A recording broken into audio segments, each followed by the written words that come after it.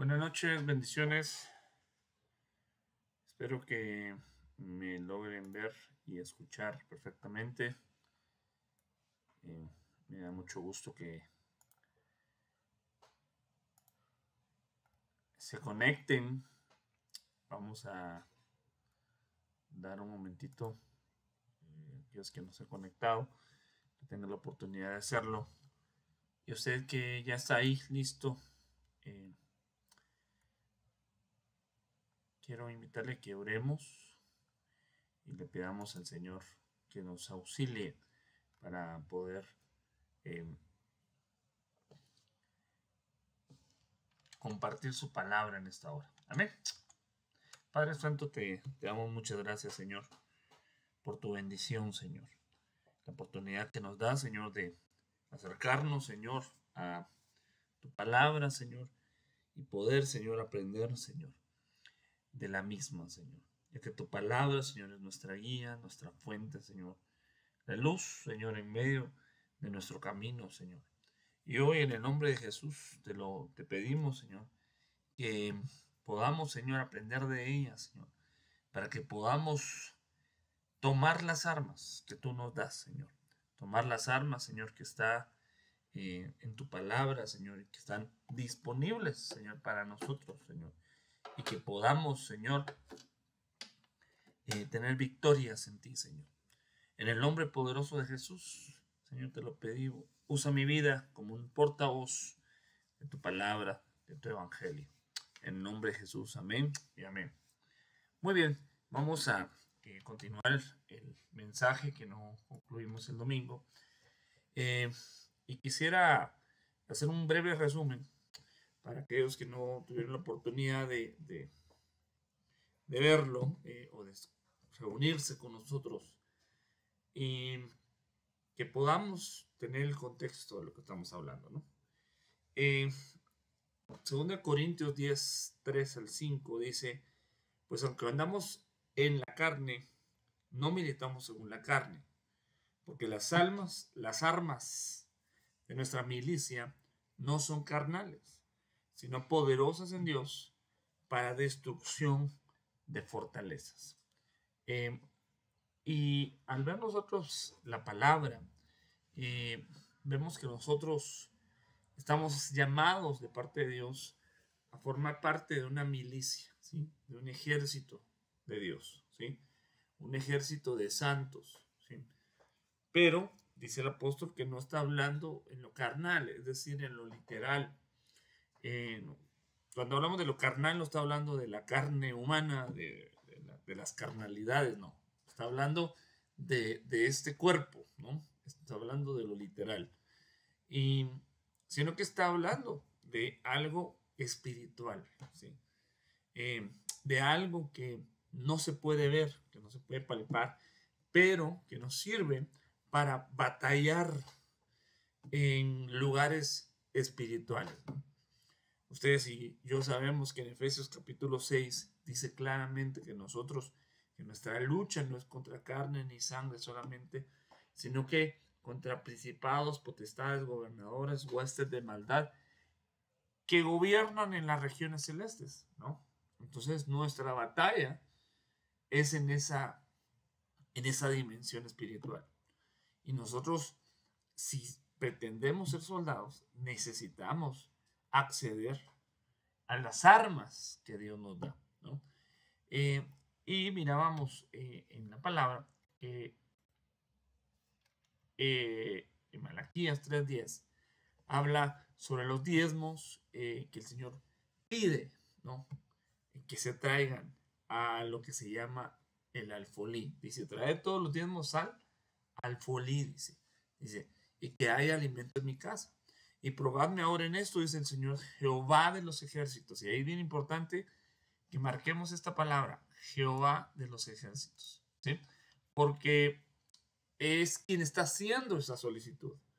No es Jehová Jireh, no es Jehová, no es el Shaddai, ¿no? No es ninguna otra oficio de Dios, sino que Jehová de los ejércitos, Sebaot, ¿no? Entonces, estamos viendo que Él está convocando a sus ejércitos y les está diciendo a sus soldados, ¿no?, que se acerquen al alfolí, ¿no?, y derramaré sobre vosotros bendición hasta que sobreabunde. Y también reprenderé por vosotros al devorador. Entonces, como que está hablando que va a haber una batalla, que va a haber una lucha, un enemigo, ¿sí?, un devorador, ¿no?, y él lo va a derrotar por nosotros. Jehová de los ejércitos, ¿no? Entonces, cuando nosotros vemos y nos preguntamos quién es el que lo está pidiendo, quién es el que lo está diciendo, es Jehová de los ejércitos, Jehová Sebaot. Con ese título, con esa, digámoslo así, con ese oficio, Dios está haciendo este requerimiento, pero ¿a quién le está diciendo? ¿A quién le pide él? Pues obviamente a su ejército, a su milicia, ¿sí? Un general no va a ir a hacer una orden a alguien que no forma parte de su milicia, ¿sí? Un general le va a ordenar a su milicia, ¿sí?, a su ejército. Entonces, por esa razón nosotros entendemos que no todos dentro de las filas de Dios diezman, porque no todos son soldados, ¿no? Entonces los soldados son los que traen el diezmo delante del Señor a su solicitud, no a la solicitud de un ministro, sino que es a la solicitud de Dios, ¿sí? Entonces aquel que no obedece es porque no es soldado, ¿sí?, porque no ha alcanzado esa estatura, ¿no? Y como decíamos el domingo, esto es totalmente voluntario, ¿no? La militar en el ejército de Dios no es obligatorio, sino que es una estatura que se alcanza, ¿sí? Es algo que uno tiene que anhelar, tiene que desear, ¿sí? No es una obligación ser un soldado, ¿no? Es más, lo podemos decir, no todos alcanzan esa estatura. Entonces, por esa misma razón, no es obligatorio, no es a la fuerza que alguien va a llevar el diezmo delante del Señor, ¿no? Entonces, cuando nosotros vemos las palabras hebreas que están ahí marcadas en números, ¿no?, esas palabras nosotros las podemos ir a ver el significado en diccionarios bíblicos. Por ejemplo, en la Strong Concordance podemos ver lo que significa en español esa palabra, ¿no? Entonces, cuando nosotros vemos en la palabra alfolí, esta que está acá, ¿sí?, esa palabra está compuesta por dos palabras, ¿no?, la H1004 y la H214. Entonces, esa palabra H1004 es la palabra bayit, ¿no?, que significa casa, ¿no?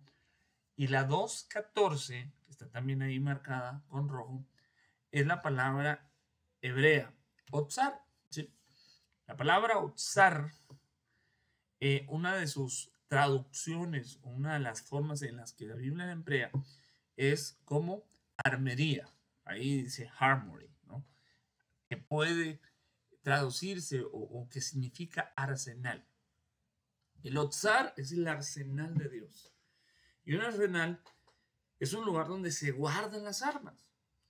Y es aquí donde nosotros podemos ver, como el pasaje que les leíamos de Corintios, que nuestras armas no son carnales, sino que espirituales. Entonces, el diezmo lo que nos permite hacer es acceder a ese arsenal de Dios.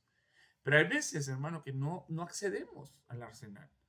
Y en nuestras batallas diarias, es posible que al no acceder al arsenal de Dios estemos desarmados. Y por esa razón, el enemigo nos puede derrotar, ¿sí? Nos puede meter algún gol, digámoslo así. Puede hacernos daño porque no estamos armados, ¿no?, porque no hemos accedido al otzar de Dios por medio de los diezmos, ¿no? Entonces, miren, no se trata, hermano, de hacer recaudaciones de dinero, sino de poder acceder a un arsenal espiritual para que podamos pelear las batallas, ¿sí? Entonces yo les estoy resumiendo esto, ¿no? Vemos acá cómo Abraham nos enseña que después de un botín, después de una guerra, toma el botín de la guerra, ¿no? Y dice, entonces Abraham tomó una 10ª parte, es decir, el diezmo, ¿no?, del botín de guerra, y se lo entregó. ¿A quién se lo entregó? Dice, a Melquisedec, ¿no? Y Melquisedec quiere decir rey de justicia, es además rey de paz, porque Salem quiere decir paz. Entonces, vemos un ejemplo, como Abraham, digámoslo así, pues como un soldado, ¿no?, viene y le entrega el diezmo en el Otsar, ¿no? El diezmo lo trae al arsenal de Dios, ¿no?, después de haber ganado una guerra. Entonces son los guerreros los que traen al Otsar de Dios sus diezmos, ¿no? Esto lo podemos ver acá en Abraham, ¿no? Entonces, otro ejemplo que podemos ver es Josué 6, 18 y 19, cuando el Señor les ordena que de Jericó no tomen cosas, sino que solamente algunas iban a ir al Otsar de Dios, dice, pero vosotros, guardaos del anatema, no toquéis ni toméis alguna cosa del anatema, no sea que hagáis anatema el campamento de Israel y lo turbéis. Mas toda la plata y el oro y los utensilios de bronce y de hierro sean consagrados a Jehová y entren en el tesoro. Pero esa palabra tesoro es la misma que se usa en Malaquías 3:10 cuando dice alfolí, ¿sí?, que es la palabra otsar. Entonces podríamos decir, todo lo de plata, oro, bronce y hierro van a ser consagrados cuando entren en el otsar, cuando entren en el arsenal.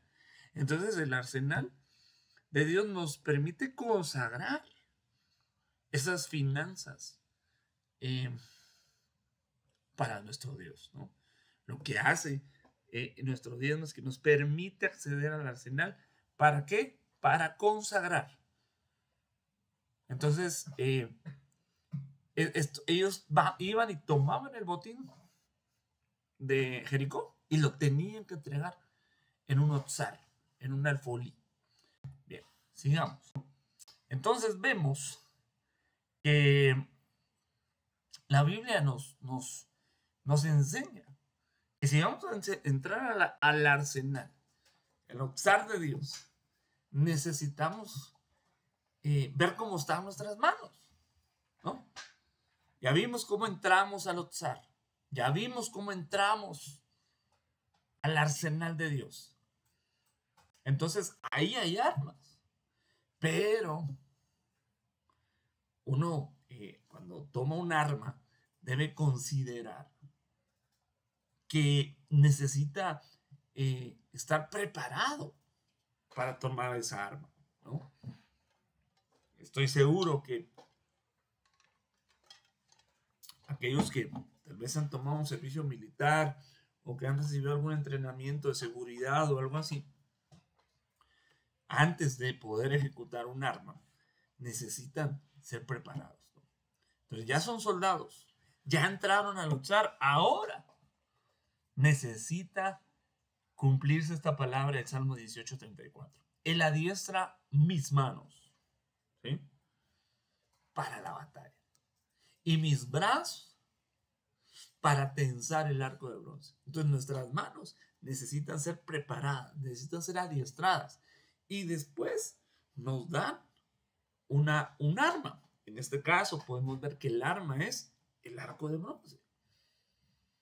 Pero en donde yo quisiera que nos enfoquemos es en el adiestramiento para que podamos tomar esas armas, en el adiestramiento de las manos, ¿no?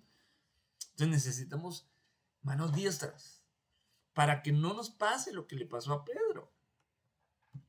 Pedro era un pescador, ¿sí? No era un guerrero, no era un soldado. Es decir, Pedro no tenía sus manos diestras para tomar una espada. Era diestro, tal vez con la red, tal vez era diestro nadando, quizá, ¿no? Era diestro en su oficio de pescador, pero en el arma no era diestro. ¿Y qué pasó?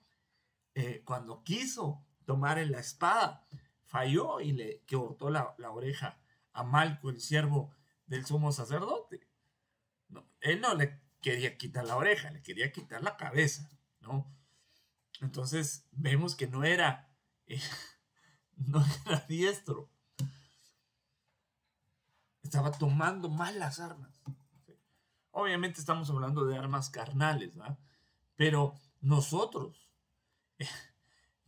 perdón hermano, si el apóstol Pedro eh, falló usando las armas, eh, ¿dónde estaremos nosotros? ¿No? ¿Cómo quedamos nosotros? ¿Seremos más diestros que el apóstol Pedro? No lo sé, lo dudo.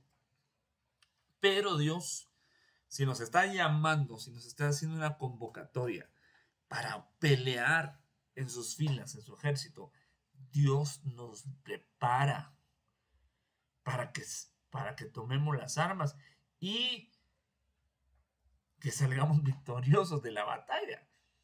Dios no nos llama a nosotros para que fracasemos o tengamos derrotas, hermano.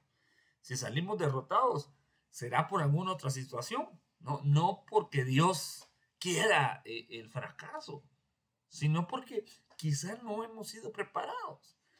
Entonces, mire, porque las armas de Dios, hermano, pueden ser incluso utilizadas por el enemigo. Nosotros vemos en Efesios capítulo 6 otra vez que la espada es la palabra de Dios. Entonces la palabra es un arma, pero debemos aprender a usar la palabra. Porque cuando venga el enemigo a atacarnos, nos va a atacar con la misma palabra. El ejemplo de esto es en la tentación de nuestro Señor Jesucristo en el desierto. El diablo le llegó que escrito está, ¿no? Con el escrito está. Y le dijo, convierte estas piedras en pan, ¿no? Entonces le dijo, no, escrito está. Y el enemigo entonces sabe Biblia, pero la utiliza mal, ¿no? La utiliza para tergiversar, para atacar, para dañar, ¿no? La misma palabra, ¿por qué? Porque es una espada. Entonces, si tú y yo aprendemos a utilizar las armas de Dios, hermano, como nuestro Señor Jesucristo, vamos a hacer retroceder al enemigo. De tal manera que el apóstol Pablo, por ejemplo, le dice a Timoteo que tiene que ser diestro, diligente, o sea, bien pues preparado para trazar correctamente la palabra del Señor. Permítame encontrar este pasaje.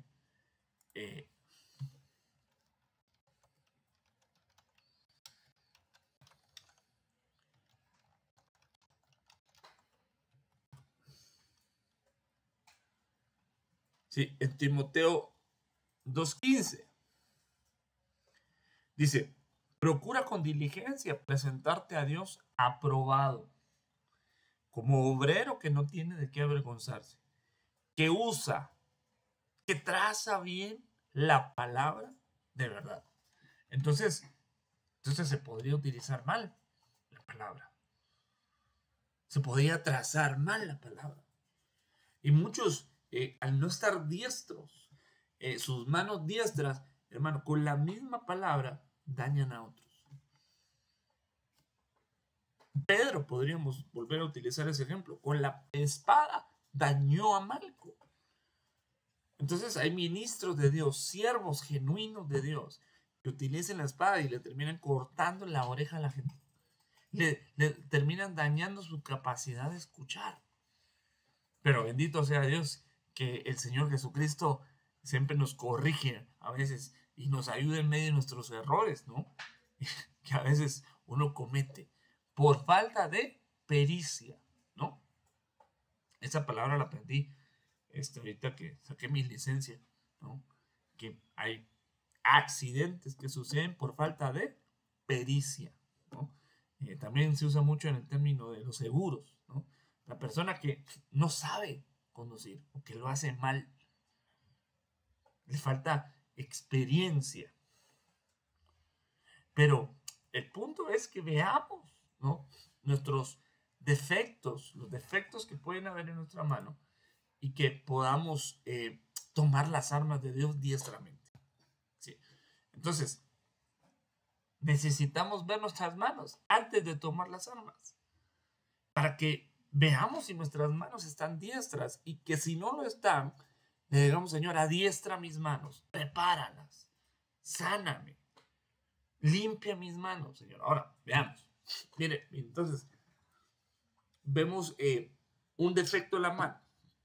Estoy apresurándome un poquito porque estoy todavía en el resumen, ¿no? Dice: en 7 días celebrarás fiesta al Señor tu Dios en el lugar que escoja el Señor, porque el Señor tu Dios te bendecirá en todos tus productos y en toda la obra de tus manos. Por tanto, estarás realmente alegre. Pero mire, 3 veces al año se presentarán todos tus varones delante del Señor tu Dios, en el lugar que Él escoja: en la fiesta de los panes sin levadura, en la fiesta de las semanas y en la fiesta de los tabernáculos. Y oigan, no se presentarán ¿cómo? Con las manos vacías. Entonces, las manos vacías es una mano que necesita ser adiestrada. Es una mano que necesita ser preparada. Porque una mano vacía no puede tomar las armas de Dios. O si las toma, las va a tomar mal. Y puede ser que hasta ellos mismos se hagan daño, ¿no? Puede ser que alguien se dé un balazo en el pie, ¿no? O que dañe a otra persona, tal vez amada. Entonces, las manos vacías es una mano que no puede entrar al otzar. Porque cuando nosotros llevamos nuestro diezmo, llevamos algo del fruto de nuestras manos, de algo que Dios ya nos dio. Por eso insisto y repito, nosotros no diezmamos ni ofrendamos con el objetivo de que Dios nos dé más, sino que diezmamos y ofrendamos porque Dios ya nos dio, ya nos bendijo, y de lo recibido de tu mano, de ahí damos. Es obvio que estamos cumpliendo un principio de siembra y cosecha, y obviamente el que siembra va a cosechar. Porque hay un principio bíblico, pero miren, no lo hacemos para que Dios nos dé más. Ese no es el motivo, la motivación del corazón, ni debe serla, sino que tenemos que hacerlo porque amamos a Dios y además lo obedecemos, y además somos soldados y queremos entrar al otzar de Dios y tomar de ahí las armas, pero las manos vacías nos impiden. Entonces, cuando nosotros nos presentemos delante de Dios, en este caso lo hacían 3 veces al año, nosotros lo hacemos más veces, por lo menos 2 a la semana. Traigamos algo en nuestra mano para el Señor. Traigamos algo que hayamos preparado en nuestro corazón. Aquí yo creo que está más hablando de la ofrenda que del diezmo. Que en tus manos no estén vacías cuando te presentes delante de Dios. Esto lo hablamos el domingo, pero nada más lo quiero darle una otra repasada para que quede un poquito más claro. Bien, ahora vamos a ver otra mano defectuosa, otra mano que no puede tomar las armas. Marcos 3, 1 al 5. Otra vez entró Jesús en una sinagoga y había ahí un hombre que tenía una mano seca. Y lo observaba para ver si lo sanaban el día de reposo. Dice, y lo observaban. ¿Quiénes? Los religiosos. Para poder acusarle. Y dijo al hombre que tenía la mano seca: levántate y ponte aquí en medio. Miren, a ciertos personajes el Señor les dice: levántate. Porque estaban postrados, porque estaban tirados, porque estaban tal vez humillados, porque estaban en el suelo. Y el Señor le dice: levántate. Tú que estás en el suelo, Tú que estás ahí abajo, levántate. Tú que tal vez has sido derrotado y has quedado ahí postrado, tirado, levántate y ponte aquí en medio. Quiero que te vean todos. Ese hombre estaba en la sinagoga. Tal vez estaba acomodado, tal vez estaba pidiendo limosna, qué sé yo. Pero estaba en una posición incorrecta. El punto es que Dios lo quería de pie. Ponte de pie. Ya no es tiempo que estés así, no, es tiempo que te pongas de pie, porque voy a hacer algo contigo. No, el Señor no lo levantó. El Señor no pidió que lo levantara, no, tú levántate. Entonces, lo pone en medio, ¿y qué pasa? Y mirándolo, en torno con enojo, dice. Y mirándolos, el Señor enojado, dice, entristecido por la dureza de sus corazones. Entonces, enojado y entristecido. Y dijo al hombre, extiende tu mano. Y la extendió. Y su mano quedó sana. El problema de la mano seca es un problema de, como de falta de agua en los músculos, ¿va? Que no permiten que la mano se extienda, ¿no? Entonces, duele al hacerlo. Entonces, se mantiene como comprimida, ¿no? Hacia acá, ¿no? Entonces, porque al abrirla, al extenderla, duele. Entonces el Señor le pidió algo que le dolía. Aquella extensión de mano le causó dolor a este hombre. Si nosotros empezamos a investigar un poquito de la enfermedad, literalmente, mantienen ellos su mano como retraída hacia acá, ¿no? Y casi cerrada. Entonces, el extender la mano le causaba un dolor terrible. Entonces, muchas veces, cuando extendemos la mano, nos duele. Algunos dicen por ahí, les duele el codo, ¿no?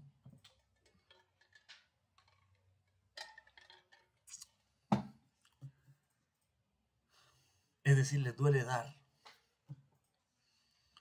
Cuando el Señor nos pide dar, nos duele. Cuando el Señor nos pide extender la mano, nos duele. Entonces, si nos duele en la mano seca, necesita ser sanada, preparada, para que esa mano pueda tomar las armas de la milicia de Dios y pueda pelear en las filas del ejército de Dios. Pero si hay problemas para dar, si hay problemas para extender la mano, entonces necesitamos venir con el Señor Jesucristo y decirle, Señor, tengo la mano seca. Ahora, ¿qué más se puede hacer con la mano extendida? Miren, la mano extendida es una señal de ayuda. La mano extendida es una señal de decir, aquí están mis manos para servirte, para ayudarte. Yo te extiendo la diestra de compañerismo. Te diestro la diestra del amigo, ¿no? Entonces, la mano seca es una mano que no puede ayudar. Es una mano que no ayuda a nadie. Solo, mire, pues, el que tiene la mano seca solo ve por sus propios intereses. No ayuda a otro. No puede levantar a otros porque está seca. Entonces, al ser parte de un ejército de Dios, hermano, debemos entender que los soldados, los guerreros, hermano, tenemos que trabajar en equipos. No podemos hacer la guerra nosotros solos. Tenemos que ayudarnos los unos a los otros. Esto no es como Rambo. No sé si vieron las películas de Rambo. Rambo era un soldado solitario. Y andaba y él quería acabar con todos. ¿Sí? Es película, ¿verdad? Bien fumaz. Un hombre. Y acababa con todo un ejército. Perdón, eso no es real. No es viable. Perdón, hermano. No es ni lógico. Dicen por ahí, si quieres ir rápido, ve solo. Pero si quieres llegar lejos, ve con un equipo. Entonces, nosotros Dios nos ha puesto en equipos ministeriales para que podamos ir y batallar y pelear, pero con mano extendida, es decir, podernos ayudar a otros. No, esto no se trata de llaneros solitarios. Mira, hermano, hay del solo, dice la Biblia. ¿Quién lo va a ayudar cuando caiga? ¿Qué mano se le va a levantar? Pero aquel que va en un equipo, hermano, si cae, si se debilita, hermano, van a ver ahí un equipo que le extienda la mano y le diga: yo no tengo la mano seca, yo te ayudo. Mira un ejemplo hermoso de esto, en una batalla que le tocó pelear al pueblo de Israel. Dice la Biblia que Josué estaba como liderando los ejércitos, pero Moisés estaba en un monte, sentado en una roca, y dice que levantaba las manos. Parecería que no estaba peleando, no, pero la batalla que peleaba Moisés era en el mundo espiritual. Y Moisés levantaba las manos, ¿verdad? Como bendiciendo, ministrando, batallando contra los gobernadores espirituales de aquel ejército. Y dice la Biblia que mientras Moisés tenía las manos levantadas, prevalecía Israel. Y cuando las bajaba, porque se cansaba, prevalecía Amalek. Era Moisés. Y se le cansaban las manos. Entonces Moisés tenía ayudas que le mantenían las manos arriba. Aarón y Hur, que no permitían que el siervo de Dios bajara las manos. Entonces el de las manos secas no podía extender su mano para ayudar a Moisés. Mire, pues el de la mano seca no podía ayudar, porque no la podía extender. Entonces, cuando nosotros extendemos la mano para ayudar, hermano, es que no, ya tenemos la mano, ya no tenemos la mano seca. Sigamos pues, porque entonces, Deuteronomio 15. Ahora sí, a partir de aquí empieza, continúo con el tema. Bueno, pues, Deuteronomio 15, 7 y 8. Dice la palabra del Señor. Si hay un menesteroso contigo, uno de tus hermanos, en cualquiera de tus ciudades, en la tierra que el Señor tu Dios te da, no endurecerás tu corazón, ni cerrarás tu mano a tu hermano pobre, sino que le abrirás libremente tu mano y con generosidad le prestarás lo que haga falta para cubrir sus necesidades. Mira, hermano, qué tremendo esto. Entonces ya no está hablando de una mano seca, sino que está hablando ya de una mano cerrada.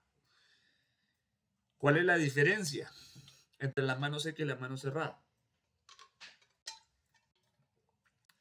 Que la mano seca es una enfermedad. Aunque él quería abrir la mano, tal vez no podía, porque estaba impedido de hacerlo. El de la mano cerrada, hermano, él sí puede abrir la mano, pero no quiere. Ya notamos la diferencia. Entonces la mano cerrada es una mano egoísta, mezquina, ¿no? Una mano que no le interesan los problemas de los demás. Es triste ver, hermano, eso en la iglesia. Es triste ver eso en los hijos de Dios. Un problema en la mano cerrada. La mano cerrada es una mano que no puede tomar las armas de Dios. Entonces esa mano necesita ser adiestrada para que esa mano se abra. ¿Cómo se abre la mano? Aquí ya no estamos hablando de darle a Dios. Ya no estamos hablando de ofrendarnos, de diezmar, no. Aquí estamos hablando de darle a los demás. Y el Señor está pidiendo a su pueblo, si hay necesidad en tus hermanos, mire, pues primeramente en tus hermanos. No los está mandando a los pobres, a los extranjeros, no. Está diciendo en tu familia, en tu casa. Alguien cercano a ti. Estoy hablando literalmente y espiritualmente. Literalmente estamos hablando de nuestra familia, de seres cercanos. Nosotros sabemos, hermanos, si hay alguien necesitado en medio de nosotros. A mí, yo quisiera saberlo, hermano. Yo quisiera saber si alguien en medio de la congregación necesita ayuda y está pasando problemas, hermano. Para que podamos entre todos abrir la mano y decir, hermano, no estás solo, te podemos ayudar. Tal vez no te podemos resolver el problema, ¿verdad? Pero te abrimos la mano. Tal vez, hermano, es una situación económica o tal vez de salud, hermano, qué sé yo, la situación que alguien pudiera estar pasando. Pero a veces uno no se entera, ¿no? Es más, hay veces que viene gente fuera de la iglesia a pedir ayuda. Y a veces, como no los conocemos, dudamos, la verdad, en ayudarlos o no, porque no sabemos si realmente nos están pidiendo para eso o con otro objetivo, ¿verdad? Y a veces a algunas personas se les ha dado alguna aportación, pero si es en la casa, si es en la familia espiritual, hermano, yo creo que deberíamos tener confianza y quitarnos la pena, ¿verdad? Para si hay alguien menesteroso en nuestra ciudad, en nuestra casa, en nuestra congregación, sería bueno que se acercara, ¿no? Y ver de qué manera entre la familia de la fe, ¿no? Se le puede abrir la mano, ¿no? Yo lo he visto, conmigo lo han practicado, conmigo han sido generosos. En medio de necesidad, en medio de escasez, en medio de problemas, hermano, de diferentes índoles, ¿verdad? Yo he visto la mano de Dios y he recibido, ¿no? La bendición. Miren, hermanitos, ahora quiero hablarlo de la otra mano, porque puede ser que el que tenga las manos cerradas sea el necesitado, ¿no? O sea, hay una mano cerrada de alguien que no quiere ayudar, que no quiere dar, ¿no? Ok. Pero puede ser que sea la persona necesitada, que tenga la mano cerrada para recibir. Cuando a ti te van a dar algo en tu mano, ¿cómo lo haces? Con la mano cerrada. Así, ¿cómo vas a recibir así? No se puede, tienes que abrir la mano para recibir lo que alguien o lo que Dios te quiere dar. Entonces, hermano, la mano cerrada, perdón, no nos sirve. Entonces, el necesitado que tiene la mano cerrada, lo que a mí me habla es de una persona orgullosa, de una persona que tiene problemas para recibir ayuda y que piensa, yo voy a salir adelante solito. Yo no necesito de nadie, yo soy capaz, yo puedo, yo soy valiente, yo soy inteligente. Claro, claro, pero hermano, reconozcamos que no podemos solos. Reconozcamos que necesitamos ayuda. Entonces, abre tu mano. Mire, cuando uno está tirado ahí en el suelo y dice, yo me quiero levantar. Entonces, ¿qué tiene que hacer? Tiene que extender la mano y abrirla para que venga otro, tome la mano y le dé un impulso y lo levante. Entonces, hermanos, si no abrimos la mano, ¿cómo nos van a levantar? ¿Cómo nos van a ayudar? Entonces nosotros, que no estamos en esa situación, abramos libremente la mano para ayudar al necesitado, para ayudar primero dentro de nuestra familia, o sea, nuestra casa, nuestros hijos, nuestra esposa,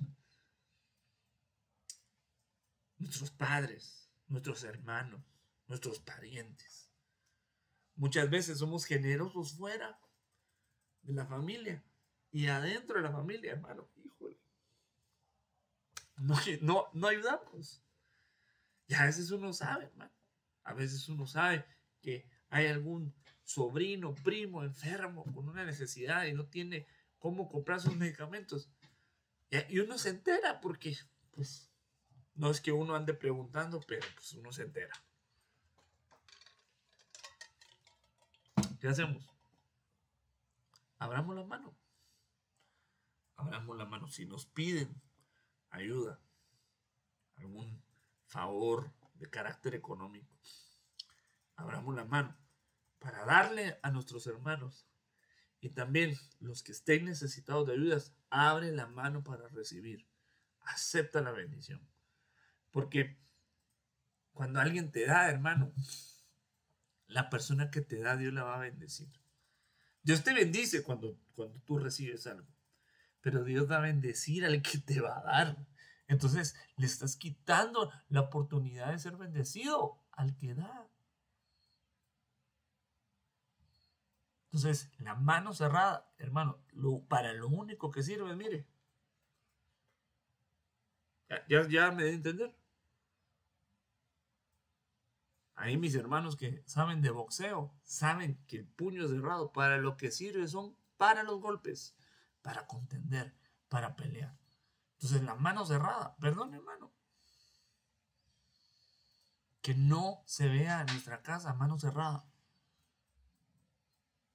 que contiende. Bueno, sigamos, porque el tiempo se me está terminando. Entonces sigamos, miren. La mano cerrada. 1 Timoteo 2:8. Por consiguiente, quiero que en todo lugar, todos los hombres saben, oren levantando manos santas, sin ira y sin discusiones. Entonces la mano cerrada no es una mano santa, es una mano que le gusta pelear, es una mano que le gusta contender, es una mano que le gusta discutir, es una mano que se aira.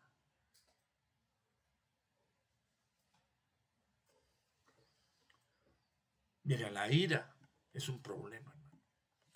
Es un problema terrible. Y la ira está representada en las manos, en el puño cerrado. El puño cerrado representa muchas cosas socialmente. Representa cosas que no son buenas. Representa rebelión. Representa problemas sociales que se van a resolver por la violencia. Vaya a buscar la mano cerrada. ¿Qué significa socialmente? No espiritualmente. Pero por alguna razón, los agitadores sociales o los líderes sociales la han usado, ¿no? Y por lo regular no habla de algo bueno, sino que habla de violencia. Entonces, acá el apóstol está hablando y dice, si vas a orar, fíjate cómo están las manos. ¿Cómo están tus manos cuando vas a orar? Cuando te quieres acercar a Dios, ¿cómo están las manos? Entonces, las manos que tienen ira y contienda necesitan ser adiestradas para tomar las armas de Dios. Dios no quiere soldados airados que peleen sus propias guerras. No, quieren soldados que peleen las batallas de Dios, las batallas del Señor. No su pelea, no su lucha. No, que peleen las batallas del Señor. ¿Y por qué digo las batallas de Dios? Es que uno puede tener sus propias batallas. Pero ¿con quién peleamos nosotros? Con el que vemos a veces. Muchas veces hay situaciones en la casa, en la familia, los parientes, y hay discusiones y peleas. No pelees con ellos. Pelea con los que no se ven. pero no pelees con las personas. Porque las personas muchas veces son manipuladas por cosas espirituales que no vemos. Entonces son títeres, pues digámoslo así, de potestades espirituales que hacen que pelean contigo. No, tu pelea no es contra tu mamá, ni tu papá, ni tu suegra, ni nadie. Tu pelea es espiritual. Pero muchas veces nos clavamos, nos enganchamos y nos ponemos a pelear. Y luego vamos al culto a querer orar. No, no podemos. Es más, dice la Biblia, y hablando del hombre, ¿verdad?, que maltrata a su mujer. Dice que sus oraciones son estorbadas. Entonces el hombre, maltratador, golpeador, perdón, no tiene manos santas. Ahí justamente está hablando de que los hombres, ¿verdad? Porque quizá el hombre, el varón, somos más, tenemos una tendencia más al pleito. Bueno, también las señoras son cosa seria, pero a los golpes, quizá el hombre, no lo sé. No sé, ahí tal vez me corrigen si estoy mal, pero entonces las manos, que tus manos, hermano, no sean para pegarle coscorrones a otro, sino manos santas, para que no tengamos estorbo cuando queremos levantar nuestras manos y orar y adorar, que no sean manos manchadas con la sangre de los demás. Procuremos, hermano. Hagamos un esfuerzo, a veces cuesta, ¿va? Pero hagamos un esfuerzo por no estar discutiendo.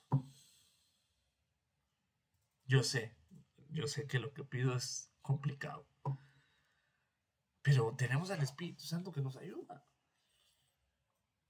¿Cómo están tus manos cuando adoras a Dios? ¿Cómo están? ¿Qué hay en tus manos? Que no, mire, hermano, alguien airado, perdón, se le va pierde el razonamiento. Yo te voy a decir algo, padre de familia. Cuando vayas a tomar la vara en tus manos, que sea sin ira. Cuando vayas a disciplinar a tus hijos, no lo hagas con ira en tu corazón. Porque en lugar de disciplinar, vas a dañar el corazón de tus hijos. Vas a dañar esa figura de autoridad que tienes. Sino que ya tranquilos, calmados, aplica la corrección, aplica la disciplina o el castigo que sea necesario, pero tranquilos. Si tienes ira, mejor en ese momento no aplicas la disciplina. La disciplina no se tiene que aplicar en el preciso momento en que se cometió el error. No. Porque quizá eso te airó, eso te enfadó. Entonces en ese momento así, platicamos en la casa. Algunos se acuerdan de eso, ¿no? Cuando iban a visitar la casa de la tía y los hacían relajo los niños y las mamás hacían una mirada aniquiladora. Y esa mirada significaba, en la casa nos arreglamos. Es decir, en ese momento no te puedo aplicar la vara porque no es el lugar. Pero en la casa hablamos. En la casa vas a ver. Es decir, ahorita te estás portando mal, pero después te voy a aplicar la disciplina. Entonces, cuando vemos algo que se necesita corregir o castigar, quizá en ese momento eso nos enoje, nos aire y se nos sube la sangre a la cabeza. Entonces, ese no es el momento de aplicar castigos o disciplina, sino que es sin ira. Ya después que te calmas, piensas bien, meditas bien, cómo vas a actuar, cómo vas a tomar la vara. Y puedes aplicarla con sabiduría, con gracia, pero con autoridad, ¿no? Bien, sigamos. Mire, el Señor dice, y dijo a sus hombres, ¿quién? David, el Señor me guarde de hacer tal cosa contra mi rey. Mire, mi rey. Está hablando de Saúl. Mire cómo le dice, mi rey, el ungido del Señor, de extender contra él mi mano, porque es el ungido del Señor. Entonces aquí, bueno, aquí tenemos mucho para platicar. Porque hay un problema en las manos de algunos que la extienden en contra de sus autoridades.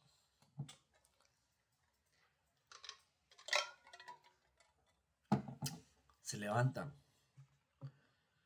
su mano en contra de aquellos que son autoridades espirituales o tal vez sus padres. Porque a su parecer sus padres o sus autoridades o sus pastores o los ministros que los cubren no están actuando bien y levantan su mano en contra de ellos. Entonces esa mano necesita ser adiestrada. Esa mano necesita ser, yo digo que, restaurada totalmente para tomar con sus manos las armas de Dios. Esa es una mano que actúa en rebelión. En el caso de David, habían atenuantes, tal vez para algunos justificantes de aquello. Pero David sabía bien quién era Saúl. No lo miraba como un hombre. No lo miraba como alguien, perdón, pues atormentado por demonios. No lo miraba, no, el rey que Dios desechó. No, dijo, mi rey. Eso, así lo consideraba David. Porque ciertamente, hasta que Saúl muriera, era el rey. Desechado, tal vez loco, endemoniado, pero, como dice aquella canción, pero sigo siendo el rey. Ya Dios me abandonó, pero sigo siendo el rey. Ya Dios no me habla, pero sigo siendo el rey. Entonces David así lo miraba. Miraba la unción que Dios había puesto sobre él. Y entendía lo que implicaba levantar su mano en contra de él. Entonces, muchas veces, hermano, los hijos de Dios actúan con ligereza y se levantan en contra de una autoridad, de alguien, mire pues, que está encima de ellos. Y blasfeman en contra de ellos. Es decir, hablan, se levantan en contra. Mire, hermano, perdón, yo voy a buscar un pasaje que habla de que hay unos que blasfeman contra las potestades superiores. Eso está hablando de Judas.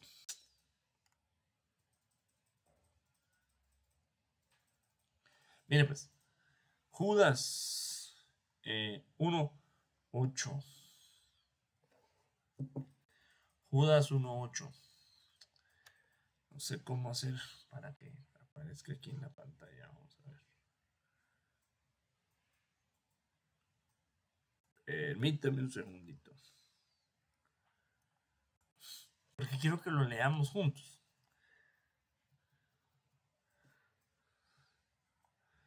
Yo no sé si siguen ahí conmigo. Yo sigo hablando, pero no sé si están ahí conmigo. Los que estén ahí conmigo digan amén ahí en el chat. O digan aquí estoy. Quiero saber quiénes están conectando. A ver, la hermana Alicia, hermana Angelita. ¿Quién más está conectado ahí?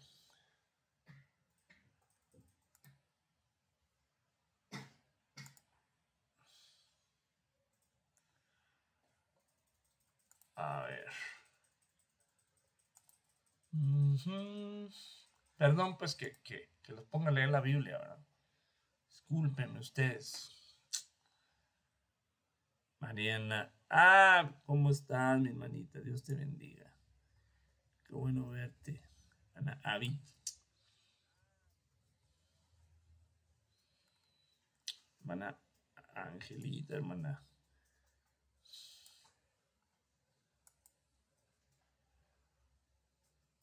Vamos a ver.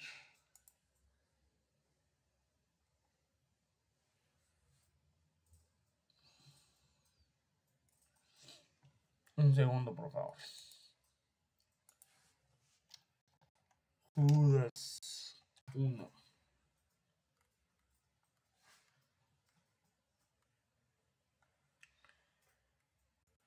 A ver. Ahí está. Ya creo que lo están viendo. Judas 1:8 dice, no obstante, de la misma manera también aquí estos hombres, soñando, mancillan la carne. Dice, rechazan la autoridad y blasfeman en contra de las majestades angélicas. Pero hay una versión que dice, permíteme,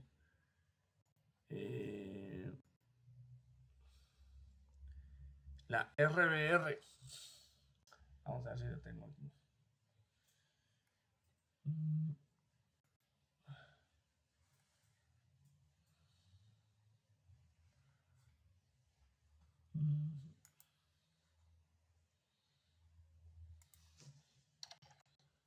Judas 1:8. Dice, los seres celestiales, potestades superiores. Dice, o sea, está hablando de autoridades, ¿sí? Está hablando de seres que están sobre uno, ¿sí? Entonces, David consideraba que Saúl era una potestad superior. Entonces, y mire, y dice, no obstante, dice, majestades angélicas, pero cuando el arcángel Miguel contendía con el diablo y disputaba acerca del cuerpo de Moisés, no se atrevió a proferir juicio de maldición contra él, sino que dijo, el Señor te reprenda. Mire, Miguel, el arcángel, o sea, mire la potestad superior, dijo, el Señor te reprenda. No lo reprendió él. No, mire, pues, reconocía que Luzbel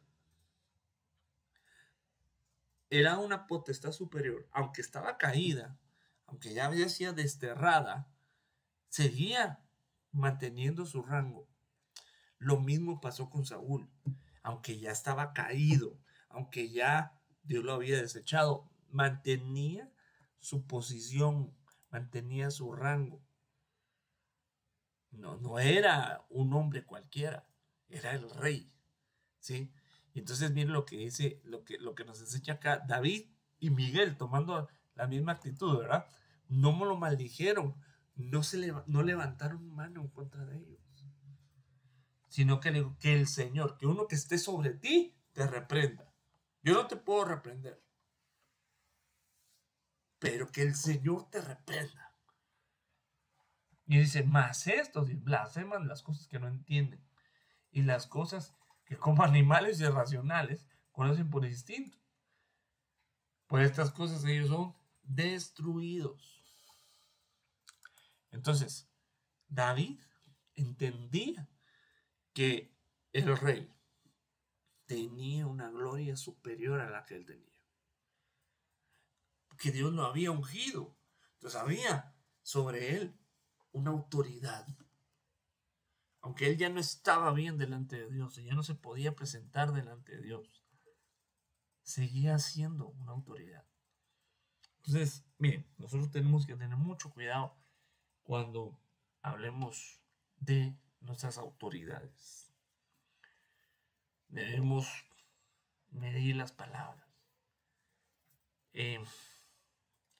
Porque posiblemente, sin saber, estemos blasfemando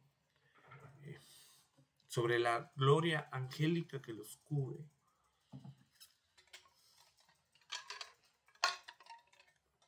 Y estemos levantando nuestra mano contra el que Dios puso. Es muy terrible. Esto puede suceder en la misma casa. Cuando un hijo maltrata al padre o a la madre, está blasfemando contra una autoridad. Está jugando con fuego. O un hijo que golpea al padre o la madre, perdón. Eso ya es un grado de estupor, de insensatez. Entonces aquel que levanta su mano en contra de una autoridad, perdón, esa mano no puede tomar las armas de Dios. Está impedido. Pero hermano, Dios es bueno y nos ayuda y nos adiestra para que dejemos de hacer eso. Y necesitamos una administración, una liberación para que eso pase. Pero yo quisiera hablar más cosas, la verdad, acerca de esto. Pero el tiempo se me termina. Y quisiera que... Bueno, la mano negligente. Bueno, en otro momento lo vamos a poder hablar sobre algunas manos que aún necesitamos ver sobre ellas. Pero quisiera que oremos, que le pidamos al Señor su ayuda para que nuestras manos sean manos santas, para que nuestras manos sean manos que estén preparadas. Él adiestra mis manos para la batalla. Que tú y yo podamos formar parte del ejército de Dios. Que podamos tomar con nuestras manos las armas de nuestra milicia, pero que nuestras manos estén adiestradas. Que todo defecto en ellas, en el nombre de Jesús, sea quitado. Que no tengamos manos vacías. Padre, en el nombre de Jesús, te damos gracias, Señor, por tu palabra, Señor, por la enseñanza que nos permites recibir. Yo te pido en el nombre de Jesús que nuestras manos, Señor, sean manos, Señor, diestras, preparadas para tomar, Señor, la espada de la palabra, Señor, que es el arma, Señor, que tú nos das, Señor, una de las armas que nos das, Señor, para ir y pelear, Señor, las batallas del ejército de Dios. Yo te lo suplico, Señor, adiestra nuestros dedos, Señor, quita todo defecto, Señor, que nuestras manos no estén vacías, que cuando vengamos delante de tu presencia, no lo hagamos con manos vacías, Señor. Que nuestra mano no esté seca, sino que se pueda extender, Señor. Que nuestra mano pueda ayudar a otros, Señor. Que nuestra mano pueda ser una mano de ayuda, Señor. Una mano, Señor, extendida, Señor. Que no tengamos manos cerradas, Señor, capaz de retener, Señor, la ayuda para nuestros hermanos, para nuestra familia, Señor, para la gente necesitada, Señor. Que podamos tener manos abiertas para poder ayudar, Señor. Manos, Señor, que sostengan, Señor, las manos de los ministros, de los siervos de Dios, para que puedan pelear las batallas de Dios, Señor. En el nombre poderoso de Jesús, Señor. Toda mano negligente, toda mano que no quiere ser esforzada, en el nombre de Jesús. Hoy, Señor, esa mano es sana, Señor. Que podamos, Señor, ser, Señor, tener manos santas, Señor. Que no hayan peleas, contiendas, Señor, en nuestras casas, en nuestras familias, en medio de la congregación. Que no hayan, Señor, ni ira, ni discusiones. En el nombre bendito de Jesús, te damos gracias, Señor. Amén y amén. Bendiciones, mis amados hermanos. Espero que nos podamos ver pronto. Les mandamos un abrazo, un saludo cordial, con todo nuestro cariño. Y pues aquellos que andan de viaje, visitando a su familia, que el Señor guarde su entrada, su salida, su regreso, y que muy pronto nos podamos ver. Bendiciones.